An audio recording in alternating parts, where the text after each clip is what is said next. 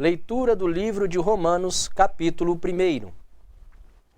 Paulo, servo de Jesus Cristo, chamado para apóstolo, separado para o Evangelho de Deus, o qual antes havia prometido pelos seus profetas nas Santas Escrituras, acerca de seu filho, que nasceu da descendência de Davi segundo a carne, declarado Filho de Deus em poder segundo o Espírito de santificação, pela ressurreição dos mortos, Jesus Cristo nosso Senhor, pelo qual recebemos a graça e o apostolado para a obediência da fé entre todas as gentes pelo seu nome, entre as quais sois também vós chamados para serdes de Jesus Cristo.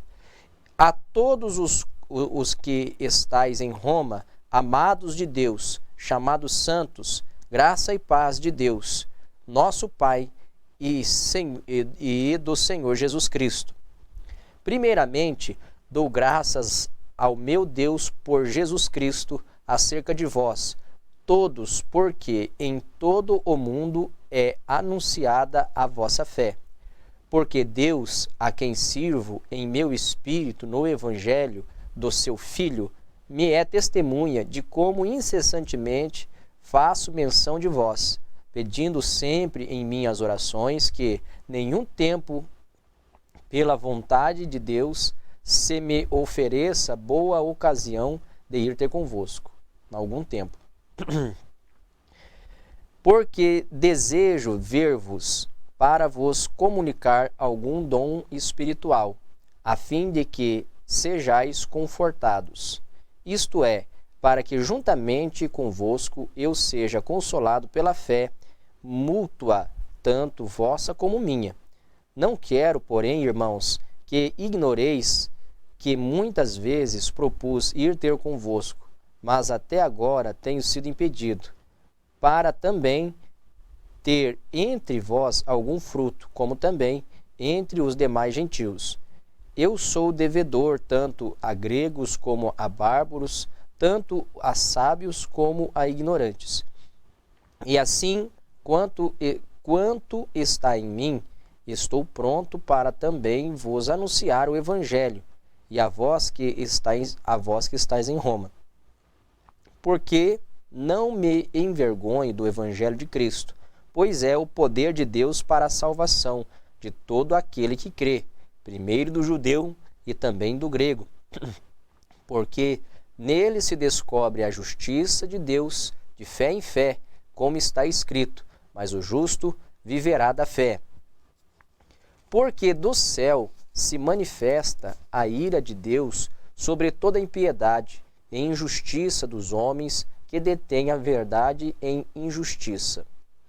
Porquanto o que de Deus se pode conhecer, nele se manifesta, porque Deus lhe manifestou. Porque as suas coisas invisíveis, desde a criação do mundo, tanto o seu eterno poder, como a sua divindade, se entendem e claramente se veem pelas coisas que estão criadas, para que elas fiquem inexcusáveis.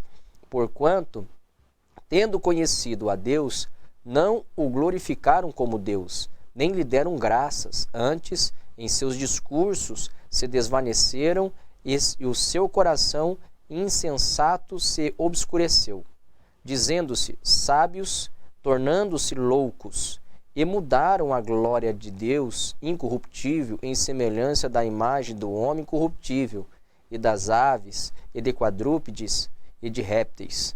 Pelo que também Deus os entregou às concupiscências do seu coração, à imundícia, para desonrarem o seu corpo entre si, pois mudaram a verdade de Deus em mentira, e honraram e serviram mais a criatura do que ao Criador, o que é bendito eternamente. Amém. Pelo que Deus os abandonou às paixões infames, porque até as suas mulheres mudaram o uso natural, no contrário à natureza, E semelhantemente também os varões, deixando o uso natural da mulher, se inflamaram em sua sensualidade uns para com os outros, varão com varão, cometendo torpeza e recebendo em si mesmos a recompensa que convinha ao seu erro.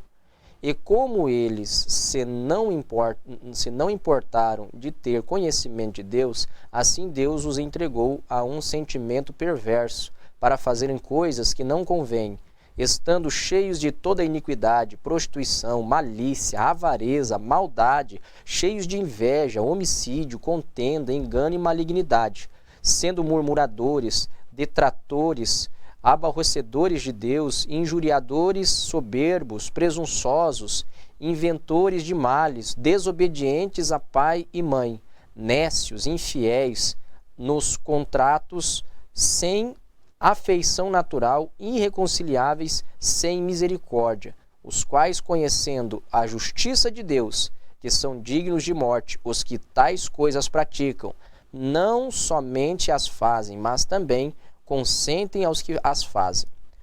Romanos capítulo 2. Portanto, és inexcusável quando julgas, ó homem, quem quer que sejas, porque te condenas a ti mesmo naquilo em que julgas a outro, pois tu que julgas faz o mesmo. E bem sabemos que o juízo de Deus é segundo a verdade sobre os que tais coisas fazem.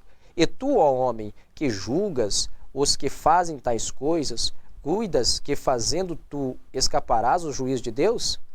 Ou desprezas tu as riquezas da sua benignidade e paciência e longanimidade, e ignorando que a benignidade de Deus te leva ao arrependimento? Mas, segundo a tua dureza e teu coração impetinente,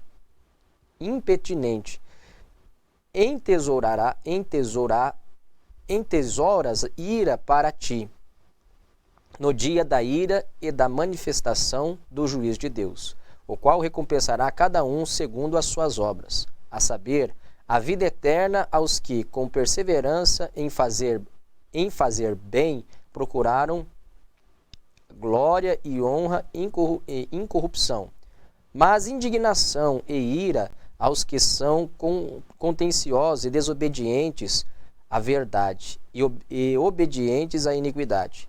Tribulação e angústia sobre toda a alma do homem que faz o mal, primeiramente do judeu e também do grego. Glória, porém, e honra e paz a qualquer que faz o bem, primeiramente ao judeu e também ao grego, porque para com Deus não há acepção de pessoas.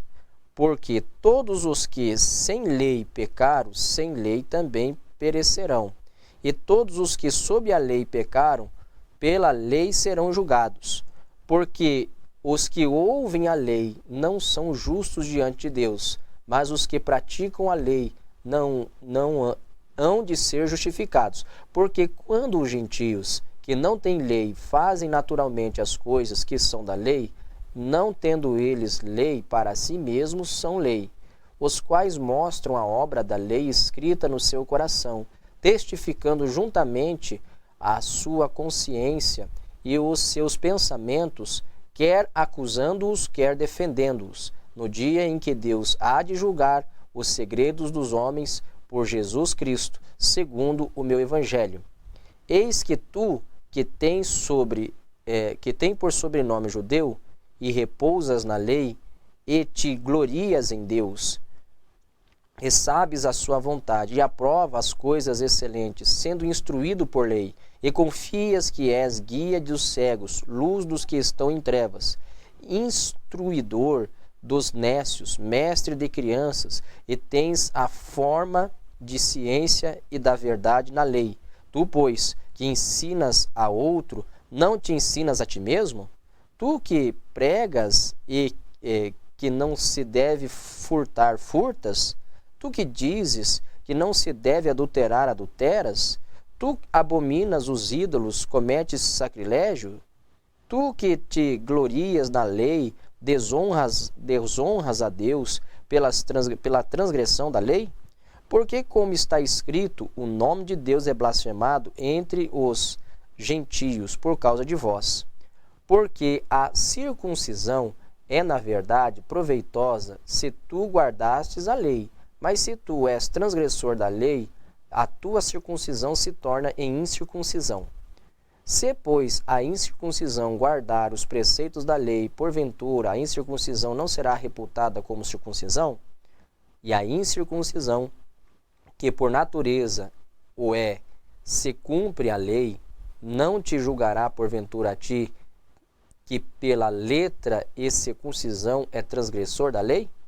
Porque não é judeu o que é exteriormente, nem o circuncisão o que é exteriormente na carne, mas é judeu o que é no interior, e circuncisão a que é do coração, no espírito, não na letra, cujo louvor não provém dos homens, mas de Deus. Romanos capítulo 3. Qual é logo a vantagem do judeu? Ou qual a utilidade da circuncisão? Muita em toda maneira, porque primeiramente as palavras de Deus lhe foram confiadas.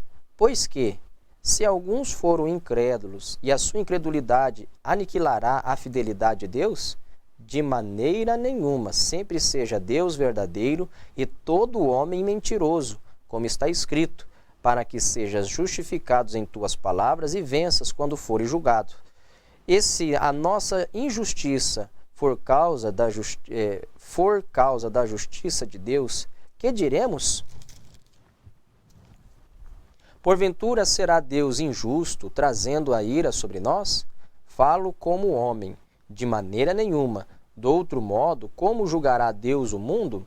Mas se pela minha mentira abundou mais a verdade de Deus para a glória sua, porque sou eu ainda julgado também como pecador? E por que não dizemos como somos blasfemados, e como alguns dizem que dizemos, façamos males para que venham bens? A condenação dessa é justa. Por quê? Somos nós mais excelentes? De maneira nenhuma, pois já dantes demonstramos que tanto judeus como gregos, todos estão debaixo do pecado, como está escrito, não há justo nenhum sequer. Não há ninguém que entenda e não há ninguém que busque a Deus. Todos se extraviaram e juntamente se fizeram inúteis.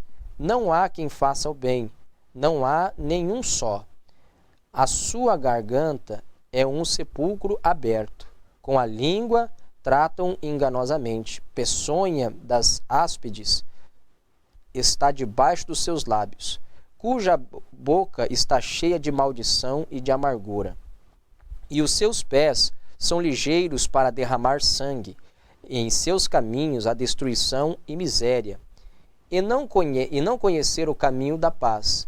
Não há temor de Deus diante de seus olhos.